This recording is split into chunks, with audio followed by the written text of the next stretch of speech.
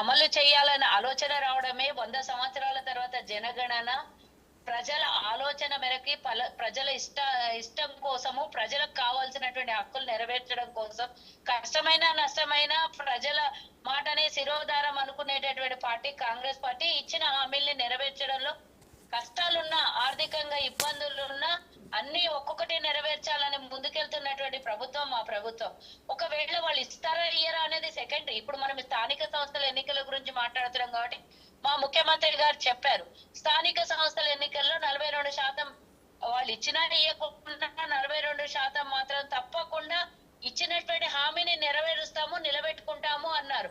దానికి GO pass చేయాల్సిన అవసరం ఉందా లేదా అనేది పక్కన పెడితే, ఇయ్యాలనుకుంటే సామాజిక న్యాయం చేయాలనుకుంటే తప్పకుండా చట్టపరంగా సాధ్యం కాకుండా పార్టీ పరంగానైనా అమలు చేస్తామన్నారు మీ ముఖ్యమంత్రి రేవంత్ రెడ్డి గారు. అదైనా చేస్తారా కనీసం? ఏంటండి? చట్టపరంగా సాధ్యం కాకుండా పార్టీ పరంగా మా పార్టీ పరంగా అమలు చేస్తామన్నారు. అంటే మీరు ఇచ్చే టికెట్లలో, మీరు స్థానిక సంస్థలలో కాంగ్రెస్ పార్టీ ఇచ్చే టికెట్లలో 42% మంది బీసీలకు ఇస్తామని చెప్తున్నారు. ప్రభుత్వ పరంగా వస్తుందా రాదా సెకండరీ పక్కన పెడితే, మేము ఇస్తాన్నటువంటి హామీని స్థానిక సంస్థల ఎన్నికల్లో నిలబెట్టుకుంటామని ఆల్రెడీ ముఖ్యమంత్రి గారు చెప్పారు కదా. ఆ జీవో కోసం వెయిట్ చేయాల్సినటువంటి పని లేదు, మేము ఇవ్వాల్సింది ఇస్తాము, స్థానిక సంస్థల్లో న్యాయం చేస్తామని రేవంత్ రెడ్డి గారు చెప్తున్నారు. దీన్ని చూస్తే సచ్చినట్టు అవతల పార్టీలు కూడా ఇవ్వాల్సి వస్తుంది. ఎందుకంటే ఇయ్యకపోతే రేపు పొద్దున వాళ్ళకే బదనాం అయిపోతారు. ఒకటి, ఇందాక సోదరులు అనాలిసిస్ చెప్పినట్టు కేంద్రంలో బీజేపీ ఆమోదం తెలిపితే ఒక రకమైన బాధ, తెలపకపోతే ఇంకో రకమైన బాధ వాళ్ళకు ఉండొచ్చు, కాదనేది కాదు.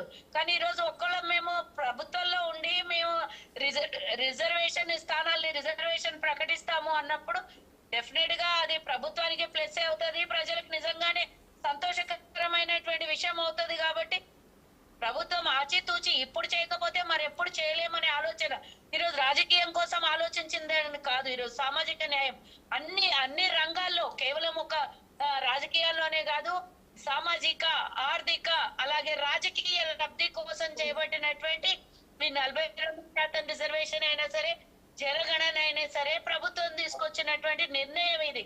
ఇచ్చినటువంటి హామీలు కత్తి మీద సాము లాంటివైనా సరే నెరవేర్చాలని ఒక్కొక్కటిగా ముందుకు తీసుకెళ్తుంది. అసలు నిజంగానే ప్రభుత్వం ఏర్పడిన తర్వాత ఏమన్నా చేయగలుగుతామనే పరిస్థితిలో రాష్ట్రం ఉండేనా? నిజంగా గుండెల మీద చేసుకొని ఏ అనాలిసిస్ట్ అయినా సరే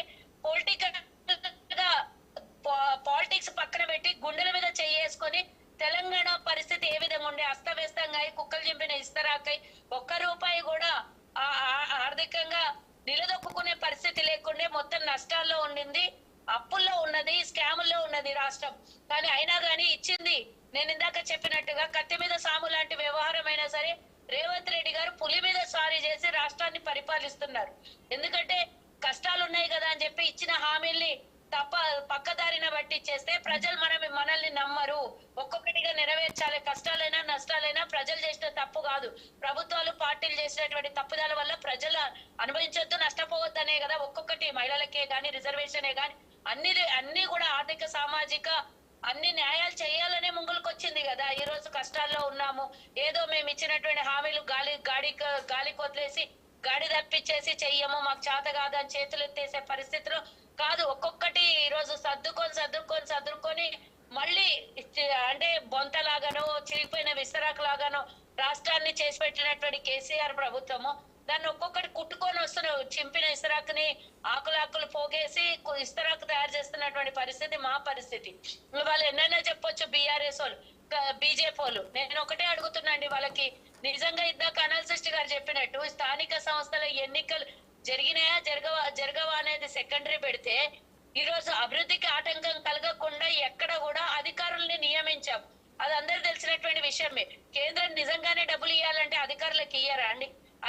ఈరోజు కమిటీ వేసి ఈరోజు గ్రామ సభల్ని నడిపిస్తున్నటువంటి అందరు అధికారులు ఉన్నారు, వాళ్ళు డెవలప్మెంట్ చేస్తారు. ఎక్కడ డెవలప్మెంట్ ఆగిపోయింది, ఎక్కడ? సుజాత గారు, అధికారులతోనే పరిపాలన నడిపించేటట్లయితే అసలు స్థానిక సంస్థలు ఎందుకు? ఇప్పుడు సర్పంచ్, వార్డు మెంబర్లు, మున్సిపల్ చైర్మన్, మున్సిపల్ కౌన్సిలర్లు, ఎంపీపీలు, ఎంపీటీసీ, జెడ్పీటీసీ, స్థానిక సంస్థలు. ఒక్క నిమిషం సుజాత గారు, స్థానిక సంస్థల ఎన్నికైన కమిటీలు కనుక లేకపోతే కేంద్ర ప్రభుత్వం ఇవ్వాల్సిన నిధులు ఇవ్వదు, విడుదల చేయాల్సిన నిధులు విడుదల చేయదు. అది మీకు కూడా తెలిసి ఉంటది. ఒక్క నిమిషం వారు సాకు చెప్పడానికి తప్పించి గతంలో మా ప్రభుత్వం ఏర్పడే సమయానికి ఇవ్వాల్సిన బకాయిలు ఇచ్చారా? అంటే కేసీఆర్ ముంచిపోయిండొచ్చు, కాదన్నది కాదు, కానీ వాళ్ళు కూడా లబోదిబో మొత్తుకున్నారు. వాళ్ళకు కూడా 36,000 కోట్ల రూపాయలు ఎంతో అప్పుడు సర్పంచులకి గ్రామ పంచాయతీకి వచ్చిన డబ్బులన్నీ పక్కదారిన పెట్టేసి కేసీఆర్ అవన్నీ గాలికి వదిలేసి సర్పంచులకు వచ్చిన డబ్బులే కానివ్వండి. మరి సరే, వాళ్ళు చేశారనుకోండి, ఇప్పుడు సుజాత గారు వాళ్ళు ఇవన్నీ చేశారు కాబట్టి వాళ్ళను ప్రజలు అధికారం నుంచి దించారు, మిమ్మల్ని అధికారంలో కూర్చోబెట్టారు. వాళ్ళు తప్పు చేశారు కాబట్టి మీరు మళ్ళీ కంటిన్యూ చేస్తారా? నేను చెప్పేది వినట్లేదు మీరు. మేము తప్పు చేస్తామని అన్నామా? ఇచ్చిన హామీల్ని కష్టమైనా సరే నష్టమైనా సరే నెరవేర్చాలని. వాళ్ళలాగా మేము ఎప్పుడన్నాము ఇంటికో ఉద్యోగం సాధ్యమవుతుందని మేము ఎక్కడ కూడా అనట్లేదు. ఇచ్చాము, హామీలు ఇచ్చాము, కష్టమో నష్టమో భరించాలి, ప్రజలకు ఇచ్చిన హామీలు నెరవేర్చాలని కష్టాన్నైనా భరిస్తున్నాం కదా. ఇంకోటి మీరు అన్నట్టుగా అధికారులను పెట్టో లేకపోతే ఇంకోటో కమిటీలు వేసో నిర్వహించాల్సినటువంటి అవసరం లేదండి. అసలు సర్పంచ్ వ్యవస్థ తీసుకొచ్చిందే కాంగ్రెస్ ప్రభుత్వం ఆనాడు.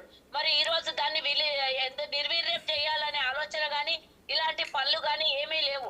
ఎక్కడ కూడా ఆటంకం కలగకుండా ప్రతి నిమిషం అనునిమిషం కాంగ్రెస్ లో ఉన్నటువంటి ప్రతి ప్రభుత్వ నాయకులు అందరూ పనిచేస్తున్నారు. అలాంటివి ఎక్కడ కూడా గ్రామాలు మొత్తం పాడుపడిపోయినాయో, గ్రామాలలో అభివృద్ధి ఆగిపోయిందో, లేకపోతే ఇంకోటే ఎక్కడ జరగట్లేదండి. పని భారం ఎక్కువైంది ఎమ్మెల్యేలకు, అంతేగాని ఎక్కడ కూడా పనులు ఆగలేదు అనేది గుర్తుంచుకోవాలి. ప్రతి గ్రామంలో ప్రభుత్వ నిధుల ద్వారా రోడ్లు వేస్తున్నారు, లేదంటే ఏమంటారు డ్రైనేజ్ వ్యవస్థని అంత మంచి చేస్తున్నారు. మొన్ననే సర్పంచులకు ఇవ్వాల్సినటువంటి బకాయిలను కూడా అనౌన్స్ చేసింది ఇస్తామని. ఇవన్నీ మా ప్రభుత్వం చేసుకుంటూ వస్తుంది. ఒక్కళ్ళు చెప్పులేసుకునేదాకా మా ప్రభుత్వం ఆగదండి. ఇవ్వాల్సినటువంటివి ఒకటొక్కటి నెరవేరుస్తే తప్పించి తప్పుదారిన పట్టించి తప్పించుకొని పోవాలనే ఆలోచన ఎక్కడ కూడా లేదు. నిజంగా చెప్పాలంటే 42% రిజర్వేషన్ కోసం స్థానిక సంస్థల్లో ఎన్నికలు జరపాలి, ఇచ్చిన తర్వాత అనేది ఒక ఆలోచన ఉండే. ఇన్నాళ్ళు కేంద్ర ప్రభుత్వంని మెడలు వంచి మరీ ఈ రోజు తెలంగాణలో జరిగినటువంటి జనగణన గాని, కుల సమీకరణ కానివ్వండి, రిజర్వేషన్ కానివ్వండి, కాంగ్రెస్ ప్రభుత్వం ఇక్కడ ప్రకటించింది. కేంద్రం కూడా ప్రకటించాలి అని అంటే వాళ్ళు పెద్ద పెద్ద మాటలు మాట్లాడినరు. ఈ రోజు కేంద్రాన్ని తల వంచి పిచ్చి కేంద్రమే అనౌన్స్ చేసే కాదు మరి ఇంతకాలం ఎందుకు ఆలస్యమైంది? మేడం మీరు అధికారంలోకి వచ్చి 1.5 year అయిపోతుంది. స్థానిక సంస్థల ఎన్నికలు నిర్వహించడానికి ఎందుకు ఇంత సమయం తీసుకున్నారు? చేస్తామన్నారు బీజేపీ ప్రభుత్వము, అది గుర్తుంచుకోండి. ఒక్క నిమిషం సుజాత గారు ఇంత సమయం అయింది కదా, 1.5 year కంప్లీట్ అయిపోయింది కదా, మీరు అధికారంలోకి వచ్చి ఎందుకు ఇంత సమయం తీసుకున్నారు? స్థానిక సంస్థల కాలపరిమితి ముగిసి కూడా దాదాపు 1 year 1.5 year అవుతుంది. అసెంబ్లీలో 42% రిజర్వేషన్ బిల్లు పాస్ చేసుకున్నాం మేము అసెంబ్లీలో. సో అంటే దానికోసం ఇది ఆపారు. ఇప్పుడు మీరే చెప్తున్నారు 42% బిల్లు కోసం దీన్ని ఆపారు. ఇప్పుడు అది అమలైనా లేకుండా మేము పార్టీ పరంగా చేస్తామంటున్నారు. రేపు ఏదైనా న్యాయపరమైనటువంటి ఇబ్బందులు వస్తే ఎదుర్కోవడానికి సిద్ధంగా ఉన్నారు. ఒక్క నిమిషం ఉపేంద్ర గారు, ఒక్క నిమిషం సుజాత గారు మీరు లైన్లో ఉండండి. ఒక్క నిమిషం ఉపేంద్ర గారు అసెంబ్లీ